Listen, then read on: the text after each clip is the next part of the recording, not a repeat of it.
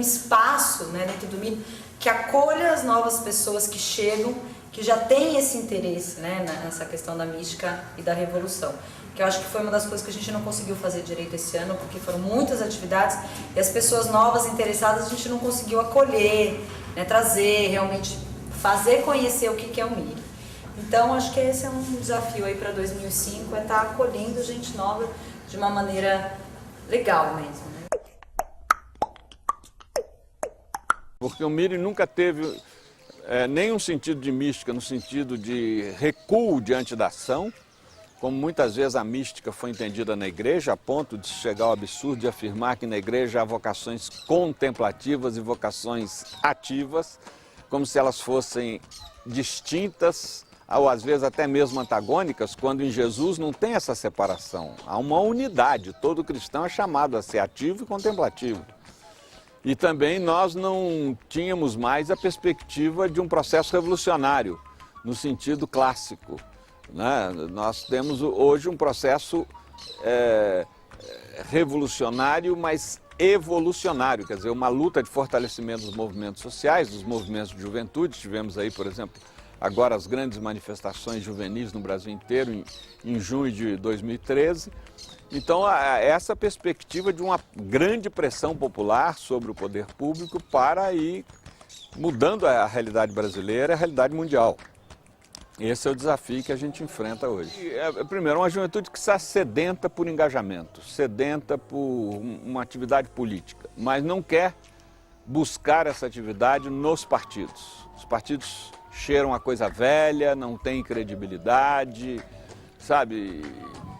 E ao mesmo tempo você não tem assim movimentos permanentes que sejam atrativos. O que é atrativo é você de repente fazer uma grande convocação pelas redes sociais e ir para a rua fazer o seu protesto. Nenhuma bandeira, nenhum discurso, né? E depois é que a direita começa a se infiltrar e fazer vandalismo, porque eu não tenho a menor dúvida.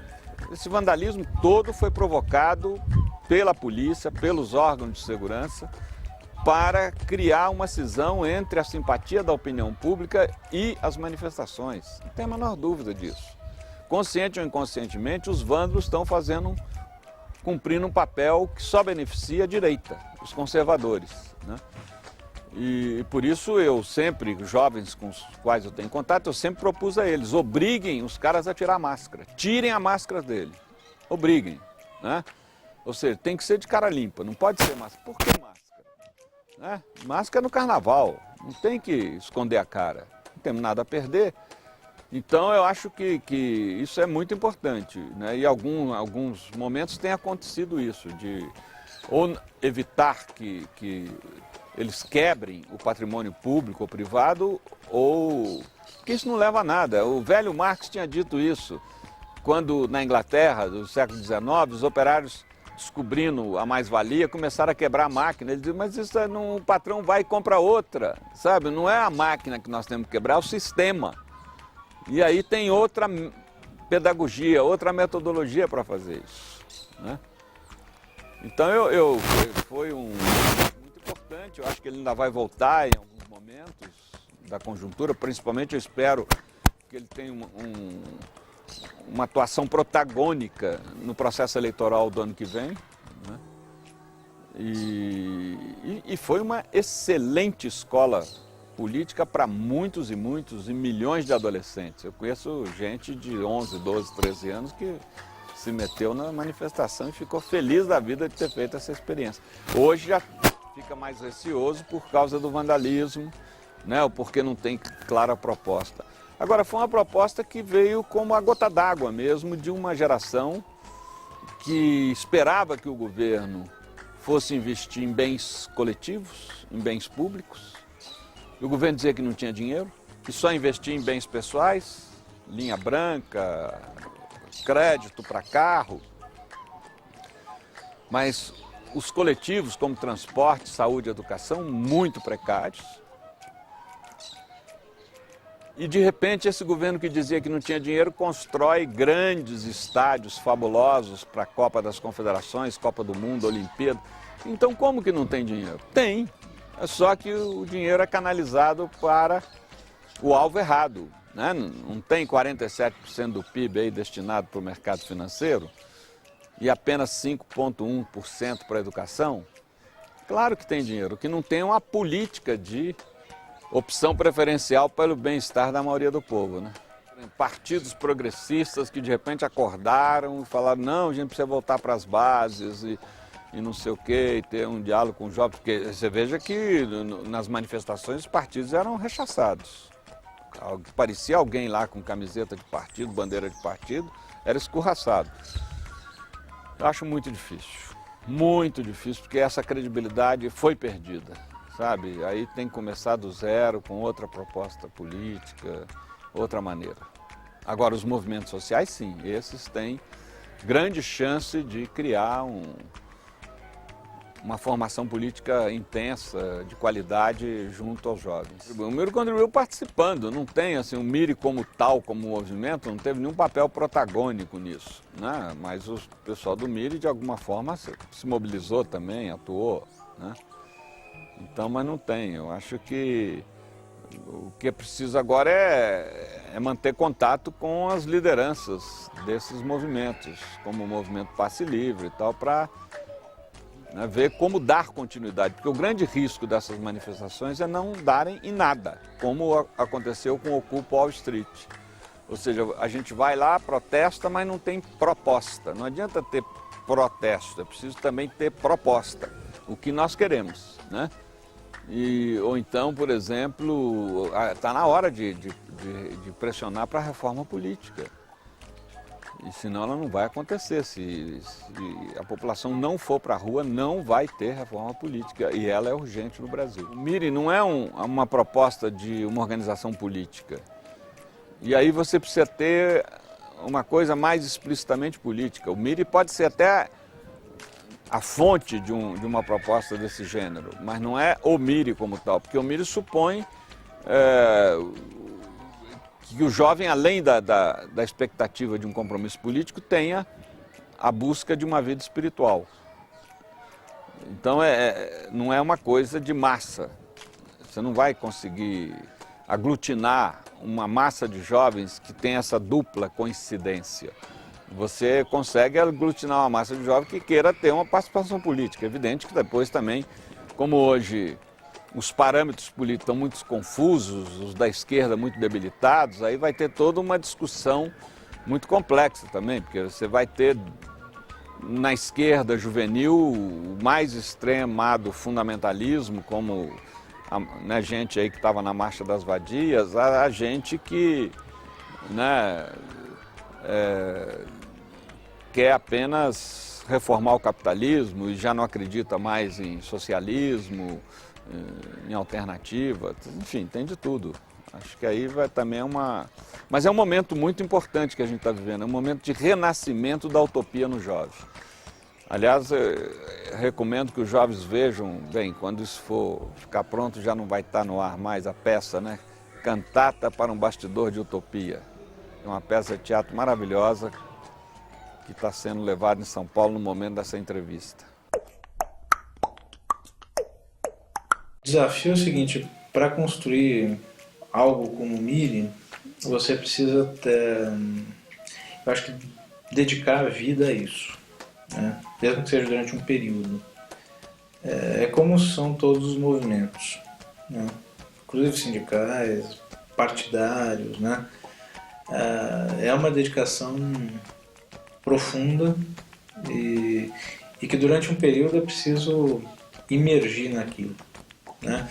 Eu no MIRI vivenciei isso com mais intensidade, acho que nos primeiros anos e até 2004, vamos dizer assim, quando foi a experiência de coordenação nacional que eu tive, né? Ali eu acho que eu estava imerso completamente. Claro, outras coisas eu também fazia e tudo, mas o tempo que o MIRI tinha na minha vida era muito grande, né? E eu acho que isso é fundamental, né? Não dá para fazer à noite depois de tudo, né? É uma dedicação intensa. Não por acaso a gente teve na secretaria estudantes de teologia, né? Ou enfim, que viraram depois freios dominicanos, pessoas que estavam dedicando a vida, né, a isso. Eu acho que o principal desafio do MIRI é esse, é encontrar pessoas que dediquem a vida a isso. O tempo que a gente coloca, né, eu acho que ainda faz muito sentido, né, ter um tempo determinado para participar do MIRI. Eu acho que para construir o MIRI também isso é fundamental, porque é nessa idade em que a gente tem mais possibilidade de fato, imergir em propostas como essas, né, e depois a proposta vai continuar para sempre na vida da pessoa, mesmo que ela esteja em outros momentos, fazendo outras coisas, né. Mas para construir um movimento com as características do MIRI, é uma imersão total, né? Eu acho que se requer. Esse para mim é o principal desafio. Não dá para ser metade do tempo, né? Ou se vai ser, tem que ser rigorosamente organizado o tempo que você está se dedicando. O ideal é que o MIRI fosse tocado como se chegou a fazer no início, né? Por um grupo, né, que também acaba se constituindo num núcleo, né? A gente sempre teve uma vivência de coordenação nacional, quando eu participei, como se ali fosse também uma esfera de núcleo, né? A gente tinha partilhas, a gente fazia meditação juntos, porque precisa, né, para dar um suporte para encarar os desafios que é construir como um movimento uma proposta como é o MIRI. Para mim o grande desafio é esse, quem está disposto a emergir na proposta, né? Fazer disso uma construção política séria, né? Eu acho que esse é o grande desafio. Porque depois que você entra nisso, aí é de fato uma proposta que faz muito sentido, né? E é muito necessária, né? No Brasil, na América Latina, nos tempos que a gente vive. Para semear, né, como se faz há muitos e muitos anos e décadas, pessoas que, mesmo depois dos 30 anos, em algum momento que for necessário, as pessoas vão se juntar e vão ajudar a mudar como se precisa, né? A gente está vivendo talvez isso no Brasil, né? E eu acho interessante identificar que as pessoas que participaram do MIRI também provavelmente estão em espaços em que atuaram nesses movimentos aí que vêm ao longo desse ano, né? O movimento Passe Livre, que são tão jovens, né? E que tem pessoas que na época do MIRI também participavam, né? Nos primórdios dessas lutas. Então, eu acho que é isso, vai criando sementes que permanecem. Muitas vezes eu não sabia como contestar o contraponto que algumas pessoas do núcleo apresentavam, né? Qual a razão de ser dos 30 anos, por que isso tem que ser uma norma e não... Por que isso precisava mesmo ser apresentado, já que o que unia, o que era importante ser partilhado, era o valor, eram os valores do MIRI, e que isso não devia ter qualquer outra restrição, né? Que o importante era que houvesse essa juventude,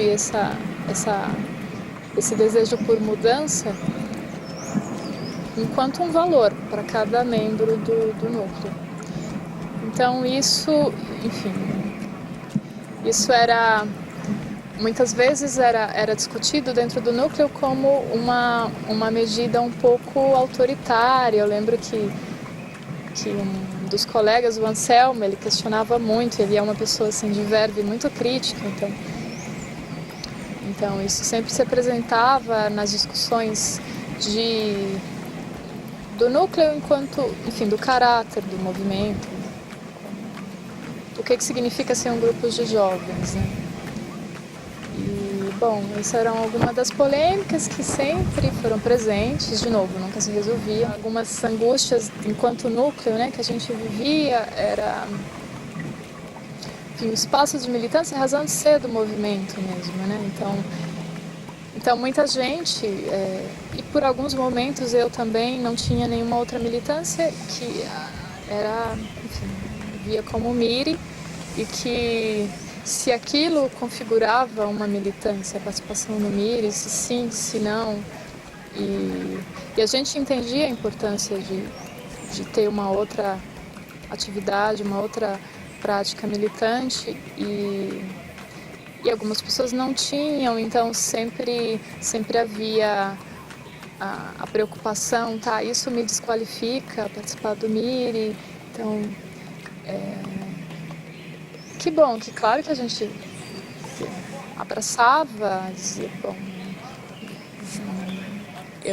para mim não fazia sentido algo como estou desqualificado a participar do MIRI por ter 29 anos, por estar fazendo 30 anos ou por não estar em qualquer movimento, né? Pessoas que às vezes tinham uma vida muito difícil, que inclusive uma frase que eu lembro, assim, que me fez pensar muito, mas que eu ouvia pessoas dizerem, a minha vida é uma militância, assim, sobreviver para mim é uma militância.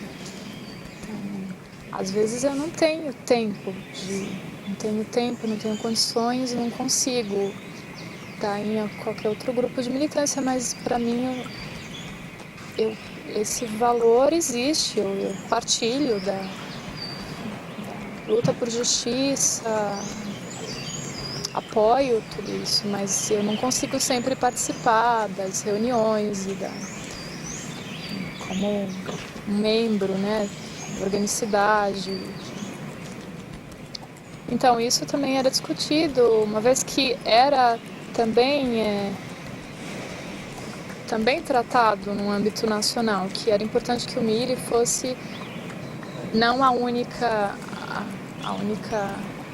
o único espaço de militância, né? Que talvez não fosse propriamente o MIRI o espaço de militância, mas também um espaço de abastecimento assim, da prática militante. Então, bom, esses alguns dos desafios que a gente vivia. Claro, há alguns momentos em que a gente buscava o sentido do movimento também, se aquilo era um grupo de amigos, se aquilo era, enfim, o que era, uma vez que em alguns momentos já havia pouca adesão a outros movimentos de militância, a gente pensava bastante, enfim, tentar reafirmar o sentido do movimento, o sentido não só do ideal do movimento, mas do trabalho de núcleo. Tem muita coisa no MIRI que é atual, assim, é isso, né, essa coisa de pensar novas práticas, de abrir espaço para coisas que estão meio encobertas, né, e de pensar a militância em outros termos que não são os termos que estão dados. E mesmo a revolução, né? É que essa coisa de militância e revolução não é meio ruim, né? Mas a militância ela se serve à revolução, né? E eu acho isso acho que é muito precisa, né? Não sei se é atual, mas que é necessário, é necessário. A proposta é sempre atual, porque a proposta se renova nela mesma, Gustavo. E em 2001, quando o MIRI surgiu, foi um momento de muita efervescência também, né? Eu acho que toda mobilização para a eleição do Lula, né? Nossa, a gente foi comemorar na Paulista, né? A vitória do Lula. Eu acho que isso é uma coisa que a gente não esquece. Eu acho que esses momentos de efervescência são muito frutíferos para esse tipo de coisa. E de 12 anos para cá, eu acho que o aprendizado dessa eleição foi muito grande, porque eu acho que não bastou eleger o Lula, né? Não deu aquela coisa assim, poxa, elegemos o Lula, fizemos a nossa missão, acabou. Não acabou, a missão continua. E se a gente não tiver ali efervescente, né, eu acho que as coisas continuam iguais e a gente quer mudança, a gente quer revolução. Esse é um... né? É interessante. Aí surgiu agora, em junho de 2013, um grupo de jovens lá em Mossoró, como eu falei. Então tá, vamos pra lá. E fui lá pra Mossoró. Dia 14, 15 ou 16 de junho, né? Não tinha nada ainda, né? E assim, aí foi. Sábado e domingo. E na segunda-feira, estourou foi o dia da manifestação maior, onde eu falei, nossa, gente, tudo resolveu ao mesmo tempo agora, né? Muita sincronia, uma coincidência, assim. Os meninos, nossa, eu juro, eu não dormia, assim, sabe? Porque era muita esperança, assim, falei, nossa, aquele pessoal chamou e isso tá vindo, não sei que sincronia vai dar, mas eu achei uma coincidência. eu acho que isso tem muito a ver com o Miri, né? Nessa vontade de falar. Os meninos Né? chamando lá, Esses o povo saindo grupos aqui na com rua. vontade de falar, eu acho que isso tem a ver, sim. Então, E essa vontade de pedir coisas de mudança. É lógico que vai ter grupos que não vão se identificar nunca com a proposta do Miri. Porque isso não é uma coisa que é uniforme, né?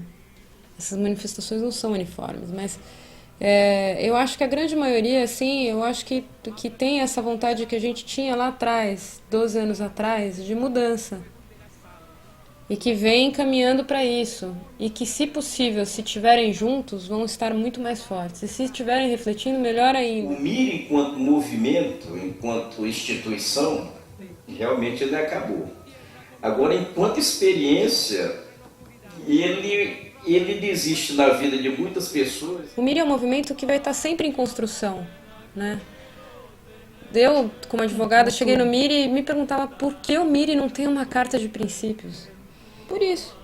Porque vai estar sempre em construção. Então, esses jovens que vierem lá de Mossoró, aqui de São Paulo, Rio de Janeiro, do Rio de Janeiro, que não de tão lá onde, firmes, de onde for, eles vão estar construindo um movimento. E isso é uma coisa muito bacana, de qualquer forma, porque a cara desse movimento, como ele vai ser no futuro, só depende deles de saber e de descobrir. Talvez ele seja diferente do nosso, muito provavelmente será, e talvez seja parecido, não sei. Não sei se haverá identidade, mas vai estar sempre em construção.